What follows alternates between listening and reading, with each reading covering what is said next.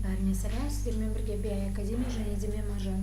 Бүгінгі курста біз CSS-тің ең маңызды екі селекторы, идентификаторлар мен кластар жайлы айтамыз.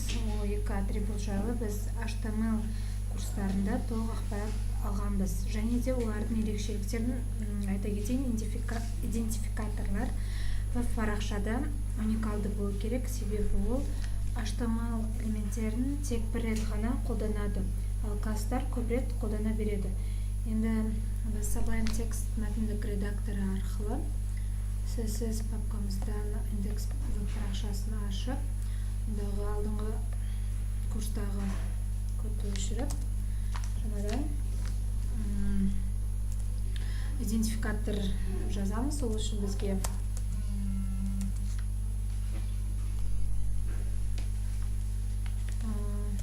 div id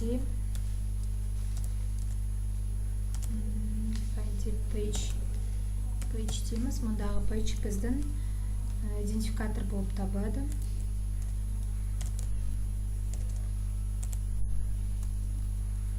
Ішіне класс ашамыз. Енді класс p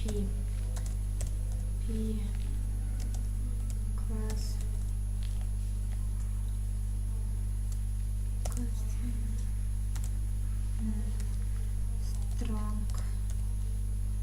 strong red деген бізде класс, бірінші классымыз strong red деп аталады. Және де бұның ішіне біз бастапқы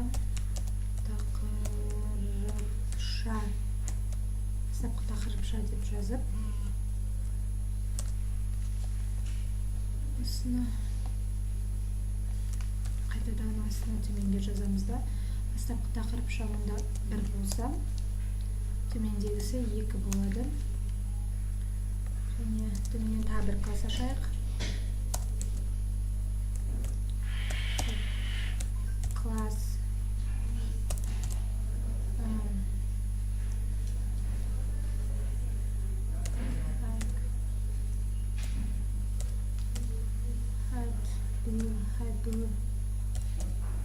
blue деймізде, ішіне соңғы тақырыпша бір, және де соңғы тақырыпша екі деп көреміз. Онда p тақырыпша классымыз класс болады. Қазір тексеріп көреміз осыны.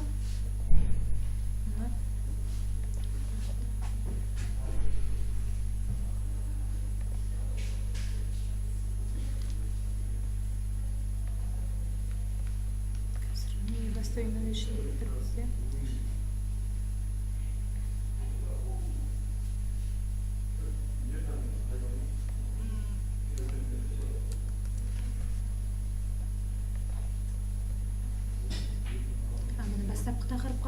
Тақырыпша, соңғы тақырыпша деп шығып тұр. Енді біз бұны әрлейміз.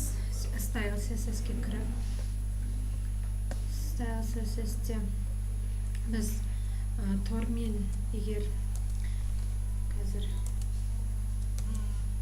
div тормен page деп жазсақ, бұл біздің идентификаторымыз табылады. Желі жақша ашып жабамыз. Осы желі жақшаның ішіне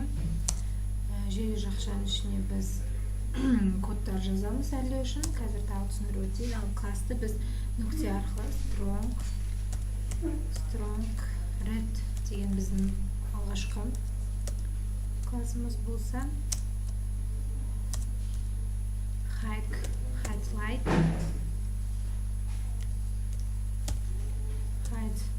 hide бұл дегеніміз біздің екінші классымыз болады. Біз мұнда әрқайсына, мысалы strong бір дегеніміз бірде бір, екі класс болса да, strong red деп бір оны әлеуші бір кодта осындай жаза береміз. Page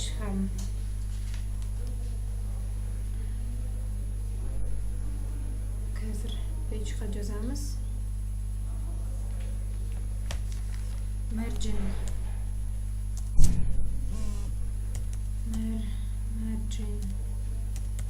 margin 0,6. Бұл орталы сөз біздің сөзіміз ортасына жазылады және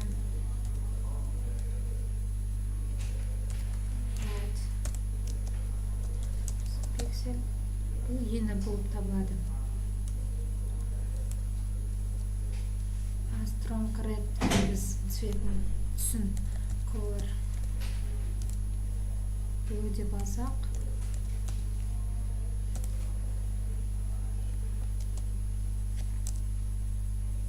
онда blue'да red color red деп аламыз. Және осыны тексеріп көрейік.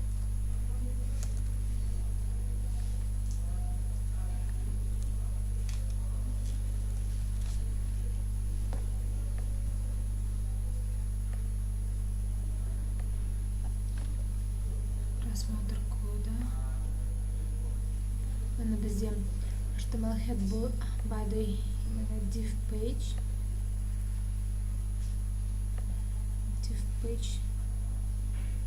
сені қабылдамай тұр ғой.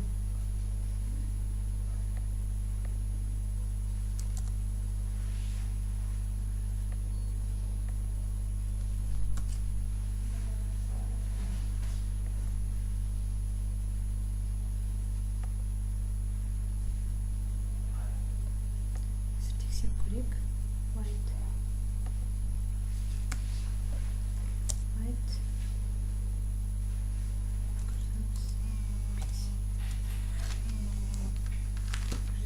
пиксель деп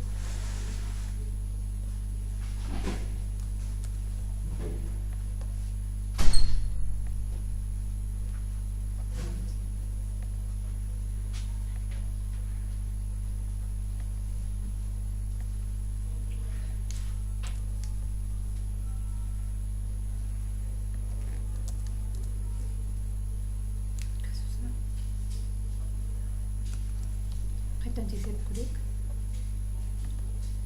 Раманы шықты.